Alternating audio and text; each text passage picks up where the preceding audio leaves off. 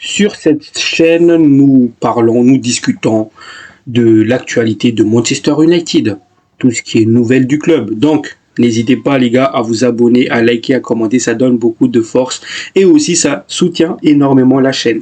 Donc, bienvenue à vous sur Legacy United. Donc, dans cette vidéo, nous allons parler de ce chantier offensif que Manchester United est en train de préparer. Pour ceux qui ne sont pas au courant, oui, Manchester United privilégie déjà de 1 l'attaque.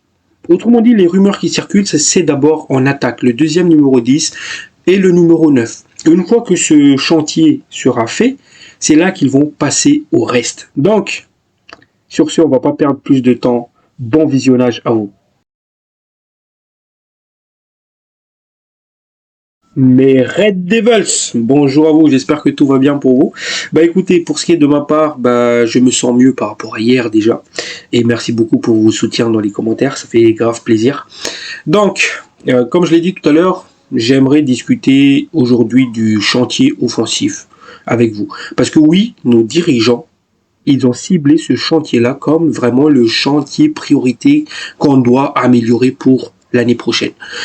Rappelez-vous les gars, depuis l'arrivée de Ruben Amorim, l'équipe provoque beaucoup de tirs. C'est-à-dire, on a beaucoup de tirs à chaque match. Il y a des stats comme quoi il y avait 16 tirs non cadrés, etc. Mais au final, on réussit quand même à perdre le match. Pourquoi? Parce qu'on n'arrive pas à concrétiser ces actions-là. Par exemple, je me rappelle de ce match face à Wolverhampton à domicile, quand on avait plus une vingtaine de tirs dans le match. Et au final, on perd 1-0. Et il y a plusieurs points qu'on a laissés justement comme cela. Il y a plusieurs matchs comme cela. Donc oui, avec des meilleurs finisseurs, on ne sera pas là au classement aujourd'hui. Donc oui, c'est clairement la faiblesse de cette équipe de Manchester United sur cette saison écoulée. Et c'est quelque chose qu'il faut vraiment corriger. Mais il n'y a pas que cela aussi. Il n'y a pas que ça. On a vu aussi les pistons. L'apport des pistons, notamment je parle du piston droit. Quand c'est Amad qui joue, ça va. Mais quand c'est Diogo Dalot, il manque d'apport offensif. Il manque d'intelligence dans le jeu. Surtout qu'on connaît dans ce style de jeu de Ruben Amorim, les pistons, ils doivent être bons. Dorgu, il est bon dans ça. Pour dédoubler, pour amener de la vitesse. Là où il doit s'améliorer, c'est ses finitions. Parce que des fois, il se retrouve aux abords de la surface. Il fait des tirs de grand-mère. Et soit il manque de puissance, soit il met trop de puissance et que c'est pas cadré, ça va au ciel. Bref, c'est des choses comme ça qu'il doit travailler Dorgu. Et notamment aussi, ce qu'il doit travailler Dorgu, c'est les centres. Mais dans les derniers matchs, j'ai vu qu'il a progressé dans le domaine. Et on a vu aussi que Dorgu, de temps en temps, il est friable défensivement. On a vu face à Lyon que Cherki l'a fait danser, clairement. Donc, il doit progresser. Mais dans l'intensité, dans l'apport offensif, Dorgu, il est présent. Et c'est ça qui manque sur ce côté droit. Donc oui, c'est clairement aussi un des postes à améliorer. Maintenant, le club, il n'a pas identifié ça comme priorité parce que il y a justement Amad Diallo qui peut évoluer là. Après, l'autre chantier, on l'a vu, c'est le milieu de terrain. On a vu qu'il manque d'équilibre dans ce milieu de terrain. On n'arrive pas à trouver le juste équilibre. C'est-à-dire que, vu qu'on joue avec deux milieux de terrain, il faut que les deux milieux de terrain soient bons. Pour récupérer des balles, il faut aussi qu'ils soient bons dans leur transmission. Et il faut qu'ils aient un abattage défensif et un abattage offensif aussi. Donc, il faut des milieux de terrain qui ont les jambes.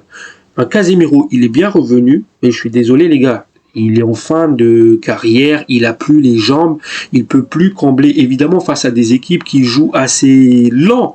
Il va être excellent Casemiro, mais face à une équipe qui va accélérer le jeu comme en première ligue, il est à la ramasse. Et surtout quand on connaît que Fernandez, il va toujours partir vers l'abordage s'il perd la balle, sachant que Bruno, c'est un joueur qui perd beaucoup la balle. Parce que c'est normal, parce qu'il tente beaucoup aussi. Il va tenter les passes décisives, etc. Mais si on perd la balle offensivement, imaginez, il y a un contre derrière, on se fait percer. Parce que Casemiro, il n'a plus les jambes. Donc il faut clairement un numéro 8 ou un numéro 6. Pour moi, je pense que c'est un gars qui est capable de jouer les deux postes qu'on doit acheter. Et voilà. Après, le gardien de but, parce qu'Onana, il nous a coûté beaucoup de buts. Mais oui, je suis d'accord sur le stratégie qu'ils sont en train de faire. C'est-à-dire, on va d'abord acheter les attaquants avant de penser à autre chose. Il faut déjà sécuriser nos attaquants. On a Cunha, très bien. Il nous faut maintenant un numéro 9 et le deuxième numéro 10. Après, dans la rotation, il pourrait avoir des jeunes comme Shea Lecce, bref, il y a Morehouse, il y a plein de jeunes talentueux qui pourraient les faire la rotation dans l'effectif. On n'a pas besoin d'aller chercher 4 numéros 10 pendant ce mercato. On en achète 2, c'est très bien. C'est très bien 2 numéros 10. Parce qu'il y a les jeunes qui pourraient rentrer dans la rotation. Et ça, c'est quelque chose que plusieurs d'entre vous, d'ailleurs, ont souligné dans les commentaires. On doit faire confiance aux jeunes, un peu comme ce qu'ils sont en train de faire le Barça, comme ils sont en train de faire aussi le PSG. Donc, sur ce, on ne va pas perdre beaucoup de temps, on va direct attaquer les 2 commentaires que j'ai sélectionnés. Tout d'abord, premier commentaire que j'ai sélectionné, ça vient de Amadou Touré, où il nous dit « Moi, je pense que United doit plus miser sur le centre de formation, il faut avoir une bonne formation, mais on ne doit pas trop prêter car souvent les joueurs viennent avec des identités différentes. Regardons ce que fait le Barça par exemple. Je suis tout à fait d'accord en fait. C'est vrai que dernièrement on avait tendance à prêter des joueurs dans une équipe qui n'a pas le même style de jeu, qui n'a pas le même mentalité que Manchester United. Une identité identique à Manchester United. Si on doit prêter nos jeunes, il faut les prêter dans une équipe qui a une identité identique à Manchester United. Comme ça, le joueur, il pourrait s'adapter. Et quand il va revenir, imaginons, il a fait un prêt très très excellent. Quand il revient, le style de jeu mis en place par Ruben Amorim, c'est pas quelque chose de nouveau pour lui. Mais aussi, là où je suis d'accord sur le fait de prêter des jeunes, c'est que à l'heure actuelle, on ne fait pas beaucoup jouer les jeunes. Évidemment, Ruben Amorim s'est justifié comme quoi, par exemple, un Sékou Koné, on va de plus en plus le voir. Et aussi, l'environnement n'est pas idéal pour lancer les jeunes et qu'il veut protéger les jeunes. C'est quelque chose que je peux comprendre. Mais dans ce cas-là, si les jeunes vont pas avoir du temps de jeu, donc, moi, je trouve que c'est plus intéressant de les prêter dans une équipe avec une identité que Manchester United pour qu'ils puissent progresser. Imaginons s'il a fait un très très bon prêt, il revient chez nous, il aura sa place. Comme ce qu'on a fait avec Amad Diallo, Sunderland. Donc, voilà. Je suis d'accord sur le fait qu'on doit faire confiance aux jeunes comme le FC Barcelone, mais le problème, c'est que c'est pas Ruben Amorim juge que c'est pas le moment idéal pour justement lancer les jeunes dans le grand bain parce que l'ambiance est pourrie. Donc voilà. Après, on va voir ce qui va se passer. On va voir. En tout cas, moi, il y a des jeunes que j'aimerais bien voir dans cette équipe de Manchester United la saison prochaine. C'est Lecce, Morehouse ou Sékou Koné. Après, ils sont à la trêve justement pour se montrer, pour prouver qu'ils ont le niveau. Donc voilà, j'attaque direct la deuxième commentaire du jour. Ah, d'ailleurs, pour revenir sur le commentaire de Amadou Touré, sur un autre commentaire, il m'avait demandé où en est Malacia. Donc, selon les sources que j'avais, Malacia est revenu à Manchester United parce que du coup le PSV ne veut pas le garder, ne veut pas éclater la clause libératoire. Donc, depuis, on est toujours en train de chercher un club pour le refourguer. Donc, dès qu'il y a des nouvelles, évidemment, je vous fais part. Mais voilà. Sur ce, on va direct attaquer le deuxième commentaire du jour. La deuxième commentaire du jour, ça vient de Oumar Gay. Donc, bonjour, c'est Oumar Gay. Bonjour à vous. C'est un plaisir depuis le Sénégal. Je pense qu'on peut s'inspirer du modèle parisien et barcelonais. Le coach doit donner la chance aux jeunes qui vont s'illustrer durant la pré-saison. Actuellement, les 2 meilleures équipes au monde de cette saison, le Barça et le PSG, ont misé sur la jeunesse talentueuse, accompagnée de quelques joueurs expérimentés pour former un collectif. Évidemment, tout le monde est d'accord avec cela, d'ailleurs, parce que 80% des commentaires que j'ai reçus, ça parle beaucoup de justement miser sur cette académie. Et je suis tout à fait d'accord avec cela, c'est que euh, il faut qu'il se montre déjà de 1. Par exemple, un Sékou Koné, pendant ces deux matchs caritatifs en Indonésie, il a fait vraiment 2 entrées, 2 superbes entrées. C'était vraiment très très beau à voir. Il m'a bluffé et je pense qu'il a aussi bluffé Ruben Amorim. Donc, par exemple, un Sékou Koné et Sea Lecce, c'est eux, ils ont vraiment prouvé pendant ces 2 matchs-là. Et ça, j'espère vraiment qu'ils vont le montrer, et un Obishido évidemment, mais ça, j'espère vraiment qu'ils vont montrer ça pendant cette préparation d'avant-saison qui arrive. Le point positif de cette préparation d'avant-saison, c'est que on n'affronte que des clubs de PL. À part le dernier, il me semble c'était la Fiorentina, mais dans l'ensemble des clubs, il y avait Bournemouth, Leeds, Brighton, il me semble, je ne me rappelle plus, mais que des clubs de PL. Donc, c'est le moment aussi de se jauger, de voir notre réel niveau face à des équipes de première ligue dans cette préparation d'avant-saison. Et j'espère vraiment que ces jeunes-là, ils vont se montrer. Évidemment, il faut beaucoup s'inspirer du Barça. Parce que regardez, le Barça, dans le moment difficile, parce que je vous rappelle aussi qu'ils ont une dette colossale à payer, dans ces moments difficiles-là, au lieu d'aller acheter 20 000 joueurs à gauche, à droite, ils ont fait confiance à la Masia. Ils ont sorti des Pedri, des Gavi, des Lamine Yamal, des Ansu Fati, et j'en passe. Il y avait tellement de noms qui est sorti de là. Et tous ces noms-là, ils se sont justement intégrés dans le collectif. Et derrière, ils vont aller chercher quelques joueurs libres, des Gundogan, des Lewandowski, pour former le collectif. Donc, je suis tout à fait d'accord avec cela. C'est ce qu'il faut faire. Parce que, encore une fois, on va pas avoir, les gars, beaucoup d'argent pour recruter beaucoup de joueurs. Je sais, je me suis dit à plusieurs reprises que l'idéal, c'est de remplacer 80% de l'effectif. Ça, c'était vraiment l'idéal. Ça, c'était dans le cas où on a gagné l'Europa League. Là, on aurait eu des budgets. Mais maintenant, c'est impossible. Parce que je pense que Manchester United va faire que 4 recrues grand max. Les 3 attaquants, un milieu de terrain, un gardien de but. Je pense que c'est ce qu'ils vont faire pendant ce mercato. Donc, évidemment, on va avoir du départ, ce qui va faire que ça va libérer de la place dans le groupe, dans le collectif.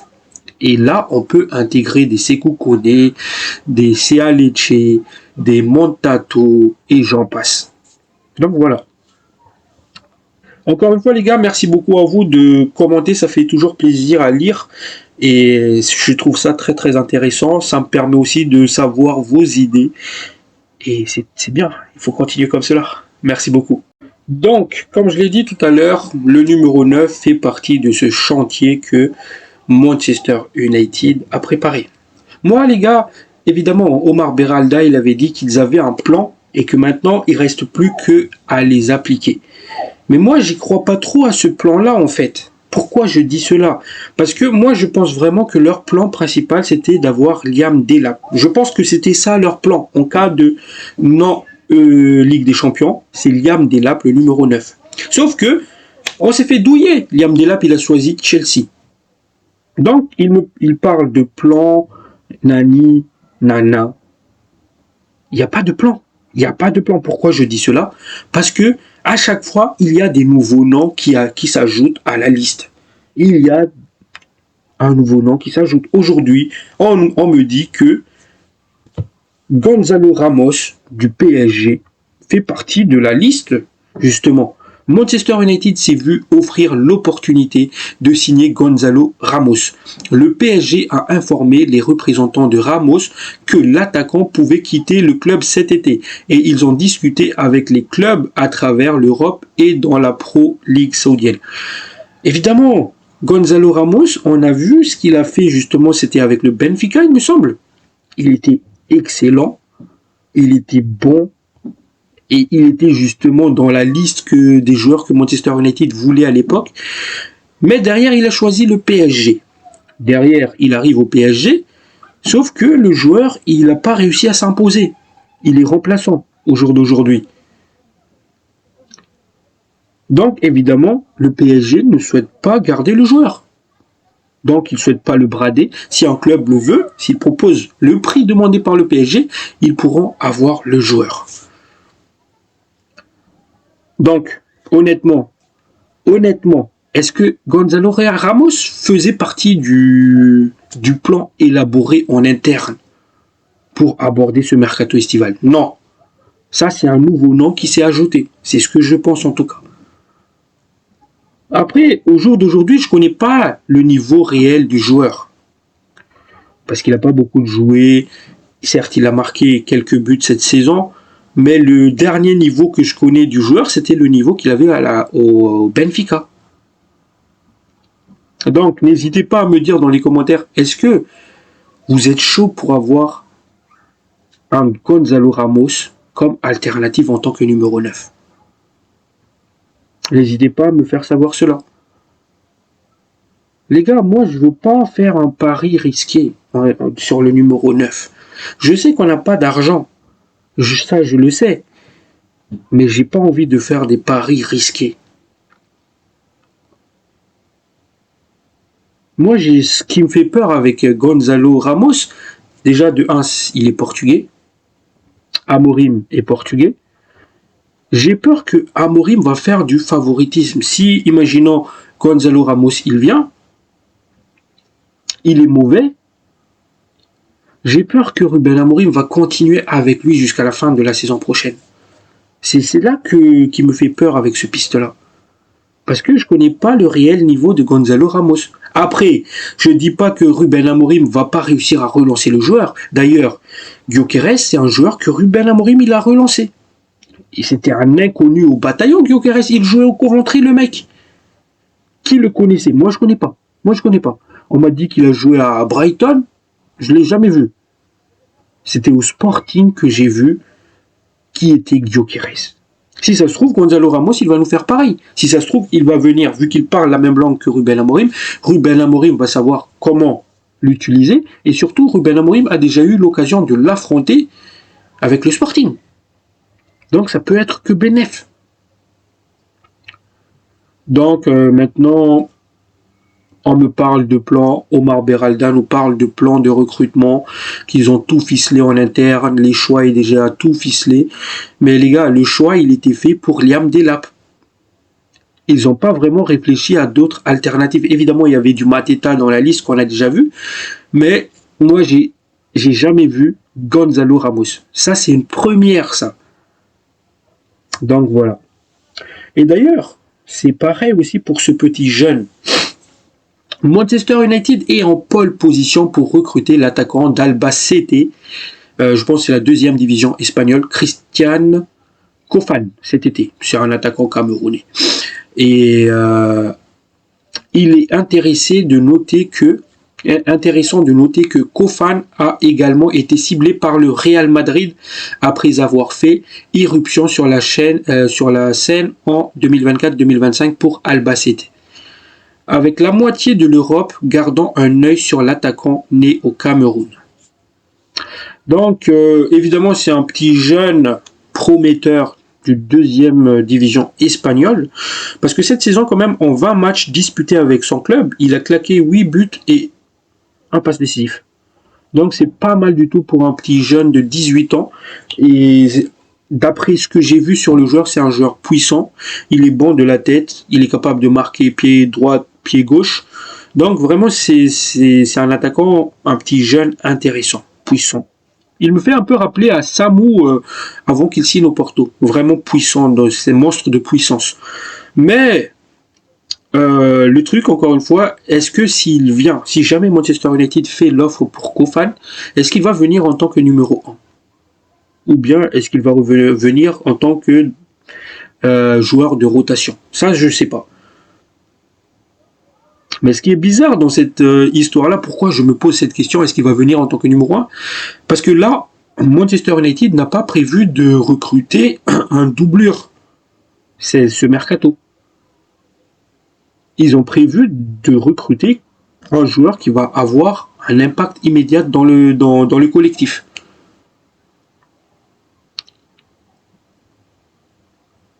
Donc, à voir. Mais là, on parle là d'un vrai prodige du football en Espagne.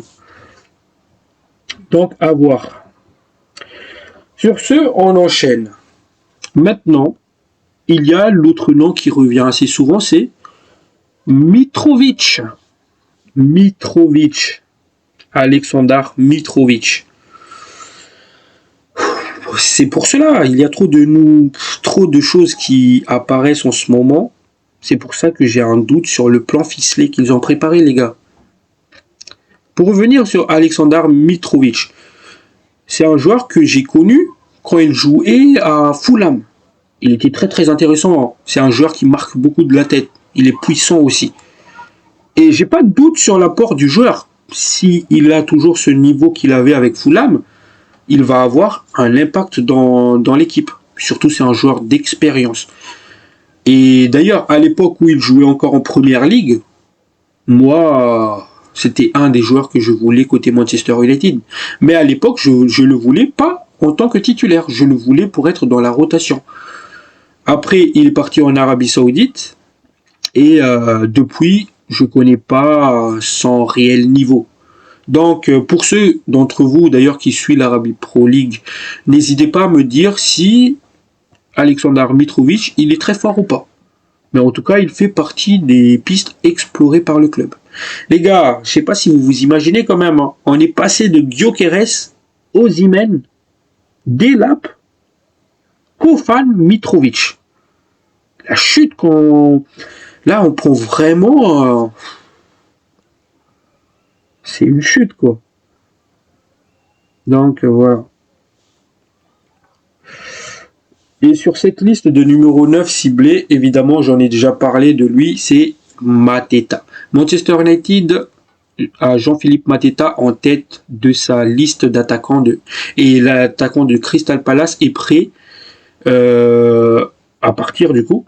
Crystal Palace est prêt à le vendre pour un montant compris entre 30 millions et 35 millions de livres sterling. Donc, Mateta. Très très bon attaquant, les gars. Je pense que cette saison, c'était vraiment la saison de confirmation pour lui. Et maintenant, est-ce qu'il veut venir à Manchester United? Parce que le joueur, il avait souligné qu'il souhaitait quitter son club. Il souhaitait quitter Crystal Palace pour passer un step dans sa carrière. Mais est-ce qu'il est prêt à faire comme un Cunha, à choisir Manchester United? Ça, je sais pas trop. J'y crois pas. Pourquoi? Parce que Crystal Palace, les gars, ils ont quand même gagné la FA Cup, il me semble. Ce qui fait que Crystal Palace joue l'Europa League l'année prochaine. De là à ce qu'il va quitter un club qui joue l'Europa League pour nous rejoindre, je ne crois pas que ça va se faire. Donc évidemment, ça parle beaucoup de Mateta en alternative, etc. Mais même Mateta, c'est dur à faire venir chez nous. Hein. Parce que j'ai pas vu le joueur déclarer sa flamme à Manchester United. Par exemple, sur Matheus Cunha, j'avais pas de doute, parce qu'il y avait cette vidéo qui circulait, comme quoi il disait qu'il voulait rejoindre Manchester United. Mais, concernant Mateta, c'est le silence radio. Donc, à voir. Mais en tout cas, c'est un très très bon joueur. Voilà. Donc, pour finir... Là, on vient de faire les numéros 9 potentiels qui pourront signer. Encore une fois, la cible priorité, ça reste Gyökeres. J'ai vu qu'il y avait des négociations, des discussions en cours. Manchester United essayait de lui parler du projet, de l'expliquer comment ils vont faire pour revenir au top.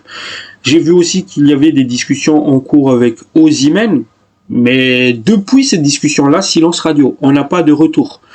Donc, à surveiller. Mais en tout cas, si ces deux pistes de priorité, ça ne se fait pas, Manchester United va se tourner vers les autres noms que je viens de citer. Et dans ces noms-là, il y a encore Moise Kean que j'ai pas cité. Et voilà.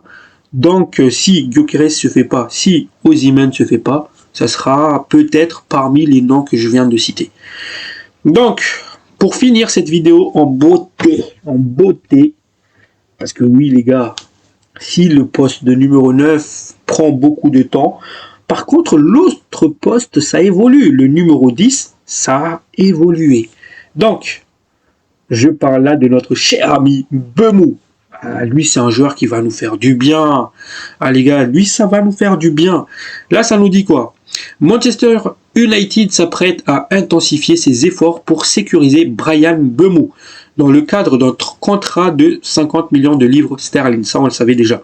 Mbeumo a également attiré l'attention d'Arsenal et de Newcastle. Cependant, United est de plus en plus optimiste quant à son transfert à Old Trafford. Ça, c'est une bonne nouvelle.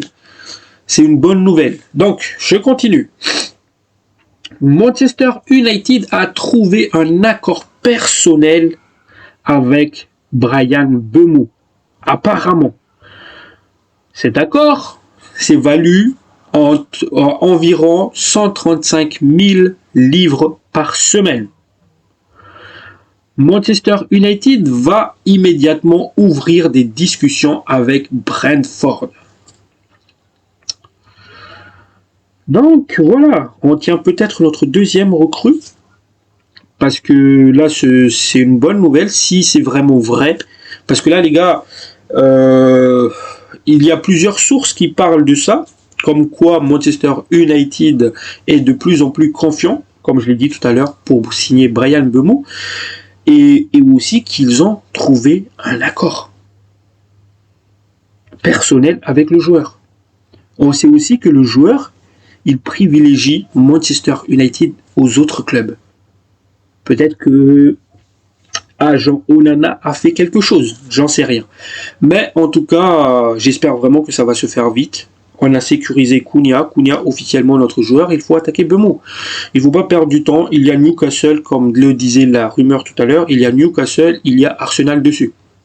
Il ne faut surtout pas se faire doubler pour le joueur. On s'est fait doubler pour Cherki qui va aller à City. On s'est fait doubler par Mastantuono qui va signer au PSG. Les gars, si en plus on va se faire douiller pour Mbeumo, les gars, c'est mort. Il faut faire quelque chose tant que le joueur, il nous privilégie. Il faut conclure cette offre de 50 millions avec Brentford. Je pense, si ça prend beaucoup de temps comme ça, je pense que c'est à peu près comme le cas Cunha, c'est que Manchester United essaye de voir avec Brentford s'ils peuvent le payer petit à petit, en plusieurs fois. Et en tout cas, s'ils arrivent à faire ça une troisième fois, ce coup-là, masterclass. On peut applaudir les gars, parce que on n'a pas de budget, ça commence par là. Payer petit à petit, pour justement, comme ça on puisse financer tous les recrues ce mercato. Et évidemment, avec tous ces joueurs que j'ai cités, imaginez un peu les gars le dégât. Mbeumo, Cunha, allez, moi je suis rêveur les gars, Gyökeres, ce trio-là, ou Osimhen, ce trio-là, ça va faire du dégât. Là, toutes les occasions qu'on a ratées là, imaginez un peu, Aston Villa, le dernier match de la saison, ok, on a gagné 2-0, mais on avait quand même 16 tirs. 16 tirs avec des attaquants efficaces, il y avait au moins 5-0.